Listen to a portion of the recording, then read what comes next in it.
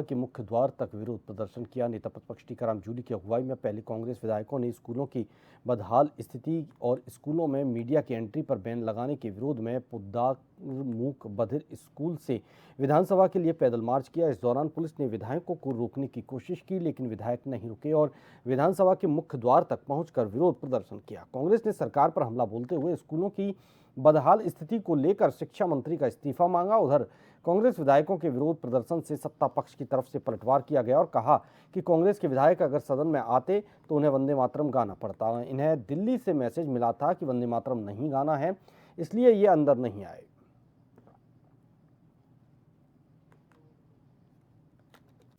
हमें शांतिपूर्वक अंदर जाना है और अंदर जाकर के हमारी बात कहनी है, सरकार से सवाल पूछना है, जनता के मुद्दों की बात करनी है।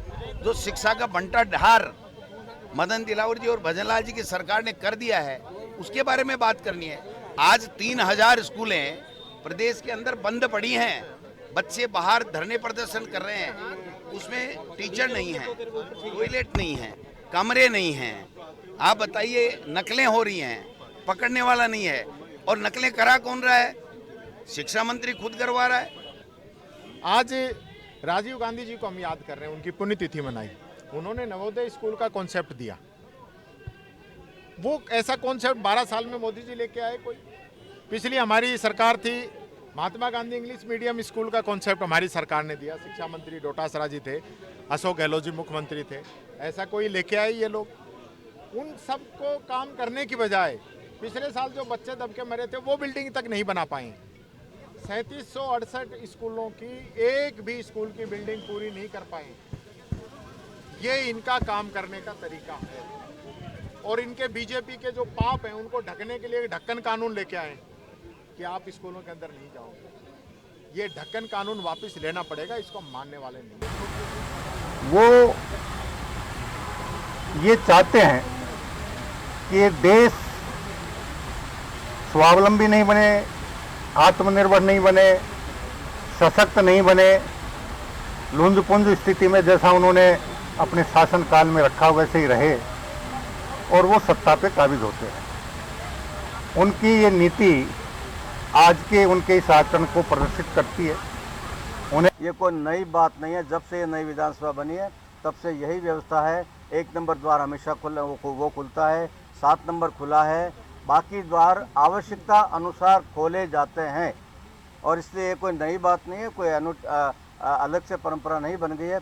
एक उनकी जिद है, वो चाहे तो 1 नंबर द्वार से अंदर आ सकते हैं, वो चाहे तो 7 नंबर द्वार से अंदर आ सकते हैं। उनको अंदर आना ही नहीं है, एक बहाना ढूंढना है उनको। और वो दरवाजे को तोड़ने के लिए जो कुछ कर रहे हैं, नेता प्रतिपक्ष स्वयं दरवाजे के ऊपर चढ़े हुए नजर आ रहे हैं। ये क्या नौटंकी है? ये अव्यवस्था पैदा करने का षड्यंत्र नहीं तो और क्या है? राजधानी जयपुर में कांग्रेस विधायकों का विरोध प्रदर्शन, ये विधानसभा का मुख्य द्वार है और यहाँ पर जो कह सकते हैं कि प्रदर्शन यहाँ पर किया जा रहा है। ये यहाँ पर पहुंचे थे कांग्रेस के विधायक और मुख्य गेट से आने के लिए, लेकिन गेट को लॉक किया हुआ था। तो ऐसे में अब धक्का मुक्की जो है वो गेट पे चल रही है। कांग्रेस के वो तमाम जो विधायक हैं वो गेट पे जो धक्का मुक्की कर रहे हैं और वो कह सकते हैं कि इस विरोध में ये जो मार्च है ये मुख्य बधिर स्कूल से विधानसभा के मुख्य द्वार तक निकाला गया। नेता प्रतिपक्ष की अगुवाई में फिर मुख्य गेट से एंट्री की कोशिश की, लेकिन यहाँ पर जो विरोध है वो यहाँ पर हो रहा है। विद्याधर चौधरी हमारे साथ है। विद्याधर जी, क्या विरोध है? ये हम साइड के दरवाजे से नहीं, मेन गेट से जाएंगे। ये हमारा अधिकार है। अगर एमएलए को विधानसभा घुसने रोका गया तो इनका पतन निश्चित है। सरकार के आगे एमएलए मेन गेट से आएंगे तो बंद क्यों कर रखा है? मेन गेट से जाने दो, साइड से क्यों जाए? मेन गेट से जाएंगे। ये विरोध है, ये कह सकते हैं यहाँ पर चल रहा है। जो कांग्रेस के जो एमएलए हैं उनकी तरफ से ये विरोध यहाँ पर किया जा रहा है और इसी विरोध में कह सकते हैं तमाम जो नेता कह सकते हैं शामिल हैं।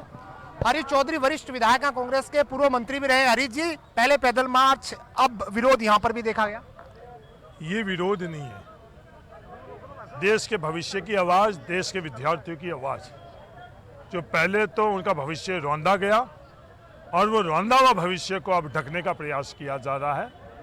उसको नहीं तो रौंदने दिया जाएगा और नहीं ढकने दिया जाएगा। 12 वर्षों में इन देश की क्या हालात बना दिए शिक्षा के संदर्भ में और रोजगार के संदर्भ में। ये हमारा कर्तव्य है एक जनप्रतिनिधि के नाते, एक राजनीतिक दल के नाते। टीकाराम जी जूली जी अपने संवैधानिक कर्तव्य का निर्वहन कर रहे हैं, उनके नेतृत्व में हम सब पैदल मार्च करते पहुंचे। बिल्कुल पैदल मार्च करते हुए हम लोग यहाँ तक पहुंचे। अमीन कागजी हैं विधायक किशनपोल। अमीन भाई, पहले पैदल मार्च, अब विरोध, स्कूलों की बदहाल स्थिति को लेकर खासकर। देखिए, हमारे नेता प्रतिपक्ष अभी 10-5 दिन पहले मूक बगैर स्कूल गए थे। उसकी व्यवस्था के लिए सरकार ने वादा करा था कि हम 1 हफ्ता दो, हम इसकी व्यवस्था सुधार देंगे। वो तो नहीं करा, लेकिन उसके अंदर एक नोटिस छपा कर दिया, एक आदेश निकाल दिया कि सरकारी स्कूलों में कोई आदमी नहीं जा सकता। ये प्राइमरी एजुकेशन हो, चाहे माध्यमिक शिक्षा हो, चाहे secondary education, higher secondary education, सबका सत्यानाश इस मदन दिलावर ने कर दिया। और तो और मैंने एक विधानसभा में प्रश्न लगाया जिसका जवाब आना बाकी है, लेकिन मुझे सूचना मिली है कि सरकार एक भी नियुक्ति राजस्थान सरकार के अधीन, राज्यपाल के अधीन जितने भी विश्वविद्यालय हैं उसमें एक भी भर्ती नहीं कर पाए। खाली विश्वविद्यालय, राजस्थान विश्वविद्यालय में 900 से ज़्यादा पद खाली हैं। क्या करेंगे? ये जैन जी का क्या हाल करा है इन्होंने, अल्फा का क्या हाल करा है, ये एक सोचनीय प्रश्न है। 37,000 स्कूल तो इन्होंने पहले ही बंद कर दिए, बुरा हाल है।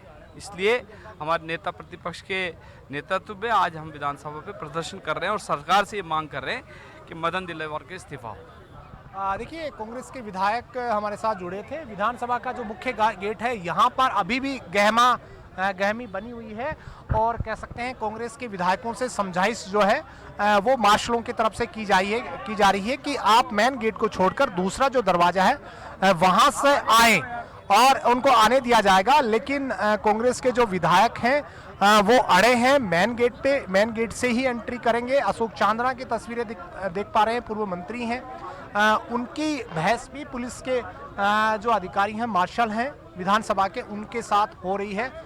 बहरहाल ये विरोध जो है वो लगातार जारी है। कैमरा पर्सन गिराज गुप्ता के साथ दशरथ शेखावत, जन टीवी।